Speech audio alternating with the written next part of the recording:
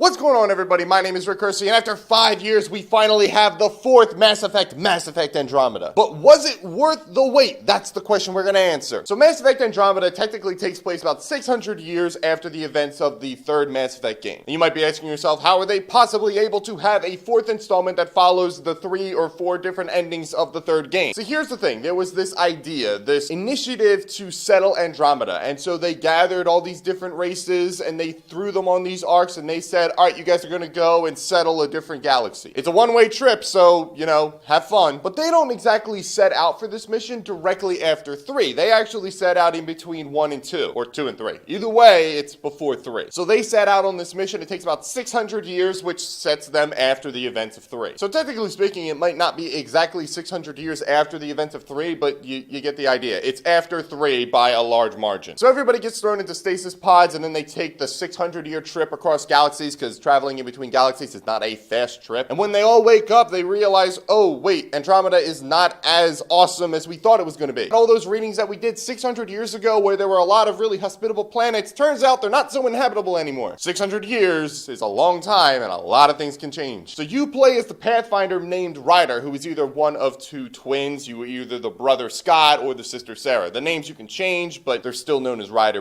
It's sort of like the original Mass Effect game where Shepard's first name is never stated, so it could be literally anything, but Shepard is his last name or her last name, and that's what the NPCs refer to them as. Ryder's the same way. But apparently, if you keep the name Scott or the name Sarah, the NPCs will say Scott and Sarah, which I didn't know at the time, and I changed it to Rick. But you are the Pathfinder. It's your job to make sure that these planets that didn't exactly pan out the way that they were supposed to work. It's like, oh yeah, this planet that's plagued by complete radiation, we got to find some way to live here, so do what you can. And it's not just humans that set off on this initiative. There are the Solarians, there is the Asari, the Turians, the Krogan. Other races from the Milky Way galaxy have also traveled with you, and you kind of have to assemble all of this crap and somehow make gold out of it. It's not an easy job, but it's your job. But what's neat about this game is that it not only sidesteps the endings of 3, but it also gives you a completely new galaxy to explore. Complete unknowns and total mysteries in this new galaxy, and you get to explore all of it. And I've really liked that going into it. The game kind of gave me a little bit of a Star Trek vibe at that point. I am going where no ship has ever gone before. But Andromeda really does kind of capture the feeling that I got in the first game, where I am being exposed to this world that I really don't know anything about. Yes, I know who the Solarians are, and the Turians, and the Krogan, and the Asari, and even the humans, and I know about the events that take place in the original Mass Effect game, but as far as Andromeda, I don't know what this is, I don't know what that is, I don't know who you are. It's awesome because I love talking to people in Mass Effect when I'm learning about their culture and the way that their physiology is made up, and I kind of nerd out a little bit. It's like, oh, it turns out that there's this race of people that are in this cluster, and I'm going to learn more about what makes them tick and their culture and their society. And in learning that, we find a way to kind of make peace. And that's kind of the point. You want to make peace with your neighbors. If you move into a new house and you just start throwing things at your neighbor's house, then obviously you're not going to have a great time living in that neighborhood. So you got to make peace with the people that you're next to. Because humanity is showing up here not to just kind of sit here and say like, all right, hey, we're just going to travel around. No, we are settling. This is our home now. We can't go back to the Milky Way. This was a one-way trip. It's like, hey guys, how you doing? We're humans. We are from the Milky Way, and what can we do to help you out? Oh wait, there's this hostile alien race that you guys are at war with? Why don't we help out? Turns out there's this race known as the Ket, and they are led by the villain of the game known as the Archon. Now, let me stop right here and just kind of say that the original Mass Effect trilogy is something that I hold near and dear to my heart. I love those 3 games. I actually think that 3 is the best in the franchise. I know that that kind of differs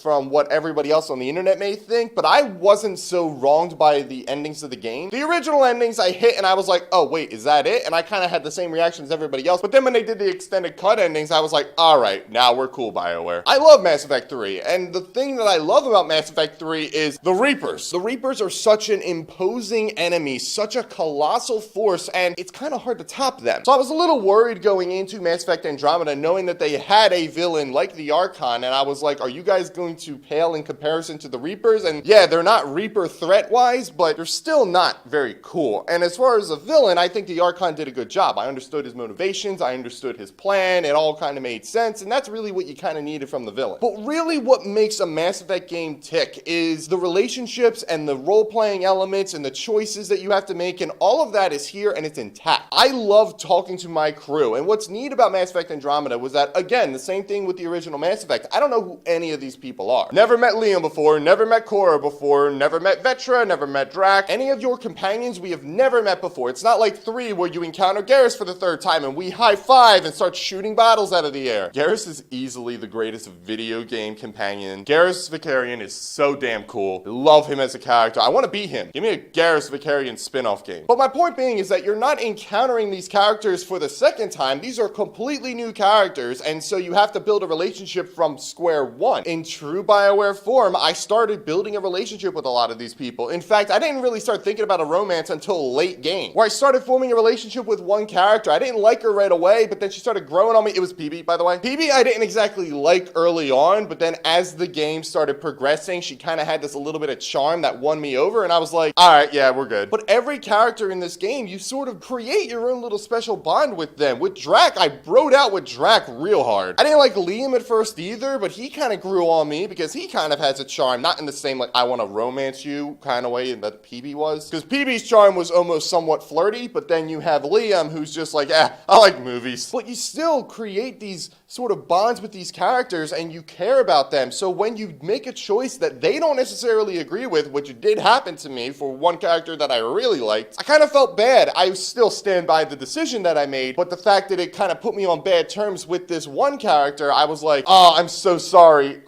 Please don't hate me forever. I know you're mad, but let's just get past this. And the choices in the game are really good. They kind of ambush you sometimes where you're like, oh crap, I gotta make a decision right now.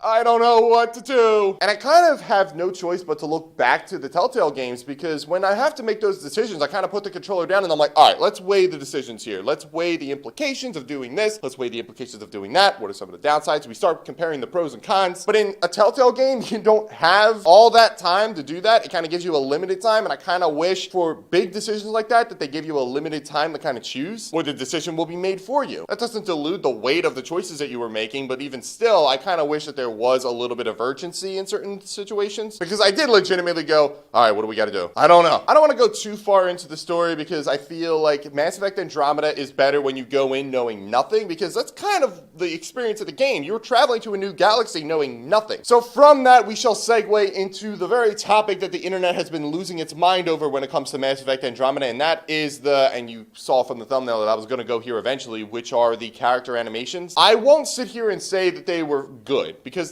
I did notice that there was something off about them where I was like, why does it look like the character isn't looking me in the eye, or he doesn't know what to look at, like he doesn't know where his mark is? There was a sort of weirdness to the animation, and I did notice it, and I did a little bit of research later, and I found out that BioWare had kind of, I don't want to say half-assed, but they absolutely did half-ass the animation. Apparently they outsourced it to another studio, and then they used a program that isn't the most perfect just to cut corners. Not the greatest execution for a game that is highly anticipated as Mass Effect Andromeda. But either way, it didn't bother me later into the game. Once I kind of realized that, oh yeah, wow, that's weird. All right, whatever. I could hear everybody saying that, Rick, the animations are really important for a game like Mass Effect, because if the animations are good, it makes the characters feel more alive, and then you can connect to them a lot more. And so my answer to that is, who cares? I feel like the internet is making a bigger deal out of this than it needs to be, that the characters just look weird. And one thing that I have always said about every video game ever is the following: graphics don't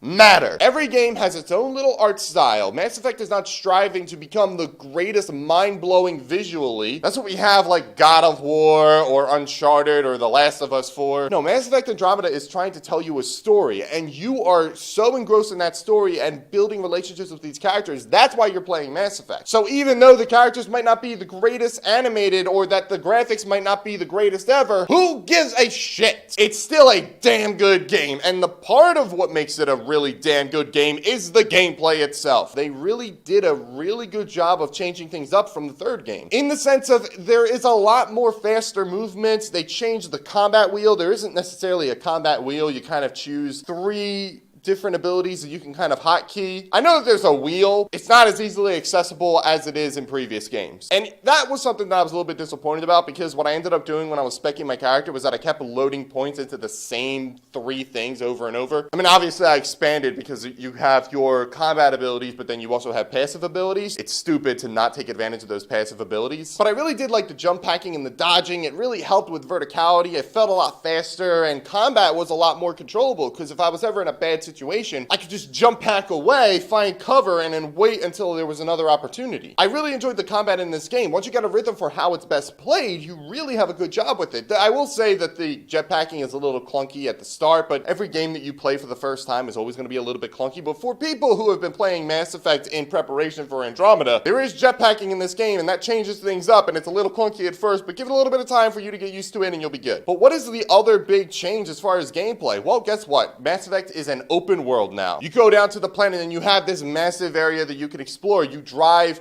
on, it's not the Mako, it's the Nomad, because the Mako has a gun and the Nomad does not. Nomad is strictly for navigation, which is a little annoying. One feature about the Nomad that I thought was a little bit weird for a video game was that you could go from regular to all-wheel drive. I say all-wheel drive. I know that's not the exact term that they use, or maybe it is. I don't actually remember. Whatever term that they use in the game, there are 2 features that you switch to when you go to driving. When you're going up inclines, you go to all-wheel drive. When you are wanting to go fast, you go to regular. But I thought it was like a weird thing for a video game to have. Why not just have me drive up the hill slower? You know, like every other video game that has a vehicle of that nature. It felt like a weird choice that they made, and nobody said, like, why is this here? And it was annoying when you started going up inclines and you forgot to switch to all-wheel drive because your car just pretty much stops and it starts falling backwards, and then you're like, oh shit! It was an annoying feature. But still, you go out and you explore these planets and you can do side quests. There are a lot more side quests than I feel like there have ever been in Mass Effect. And whenever I play Mass Effect, I have this thing where I do a main mission, I go back to the main hub, and then I go out and do another mission, and I come back and I do the main hub. And I tried to do that with this game. Every time I did a main story mission, I would return to the hub area. I don't want to say what the hub area is, because again, I wanted you guys to go into the game completely knowing nothing about the story, except for the things that I already talked about. But what I found was a little interesting was that a lot of planets required me to revisit. So I would go back to some other planets, and when you're doing the story, you start building different outposts so that your people can settle, and those outposts may have missions for you to do. And as you're traveling around these planets, you might encounter other people that also have missions. So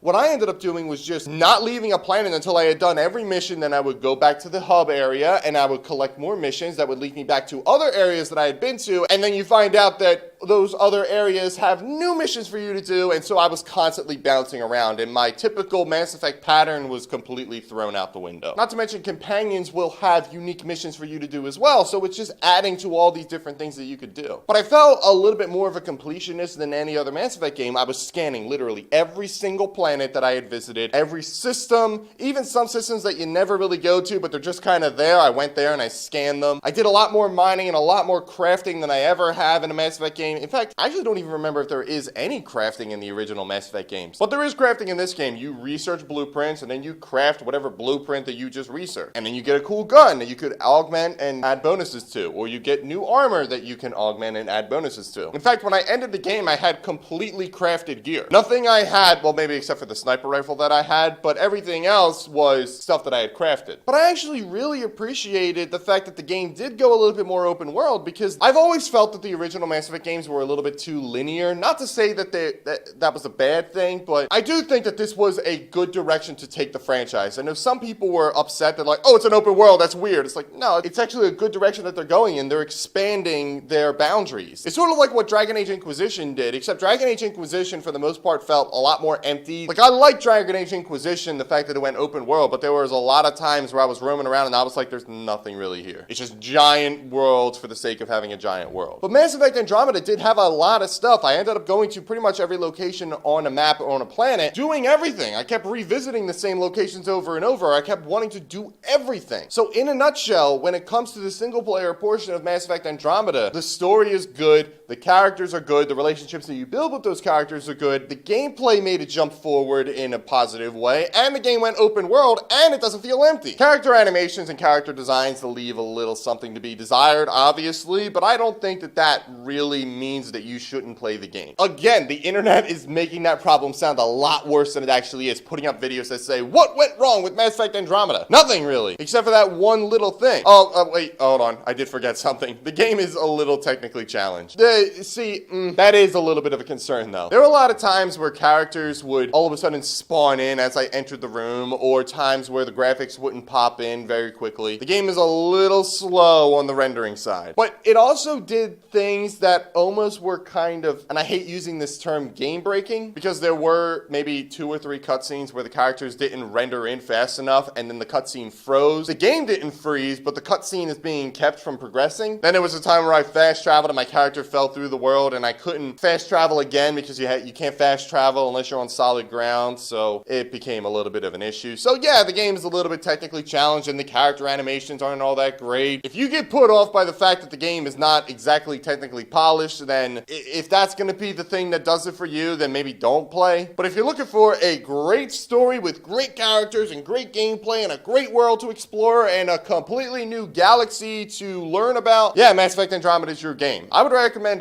Mass Effect Andromeda for every fan of Mass Effect, but I'm actually not talking about one thing, and that is the multiplayer. And I played the multiplayer when the game first came out with a few friends because everybody got excited that the game came out and they wanted to try the multiplayer, so they were like, Rick, come play with us, and I was like, okay. And they don't really change much about the multiplayer from 3 into Andromeda. It's pretty much the same thing. Aside from new maps and new enemies and new characters, pretty much just one game mode, and that is Horde. So enemies will just spawn in by waves. You have to fight them off. Every once in a while, you get an objective. You got to take out a certain enemy on the field, or you got to hack this terminal. Once you survive so many waves, you go to the dropship, and then the evac, and you get rewards. And then you load it back up, and you do it all over again. Not a whole lot, and I kind of wish that there was more variety. I almost wish that there was, maybe they explored a little bit more of a traditional multiplayer in terms of deathmatch or some competitive mode against players. Not to say that it's bad multiplayer. It's good for what it is. I just kind of want more out of it. I have no real desire to go back into the game and play the multiplayer. Aside from, I'll play for a video, but I don't know if I'll regularly go back to it. But I really love Mass Effect Andromeda. Aside from its little technical things, which are a bummer, and the character animations, which are a bummer, I did really thoroughly enjoy the game. In fact, I think I even tweeted out that I didn't want the game to end. Usually when you get to about 60 hours, you're like, all right, let's wrap this up. But I never felt that with this game. I was like, let's keep going. And just because Mass Effect 3's endings weren't all that great, a lot of people might be asking, how's the ending for Andromeda? And I will say the ending's good. You can totally tell that they did a little bit more effort than usual because of the fallout of 3. But yeah, Mass Effect Andromeda, I thoroughly enjoyed it. I want to kind of play it more, but I actually can't because there's nothing else to do in that game except for multiplayer. So maybe I'll play multiplayer. Play Mass Effect Andromeda. That's my recommendation. Don't listen to the people that are saying that the game went terribly wrong or that it was a disappointment. It wasn't. Everybody's making a big deal out of nothing, except for the game-breaking stuff, which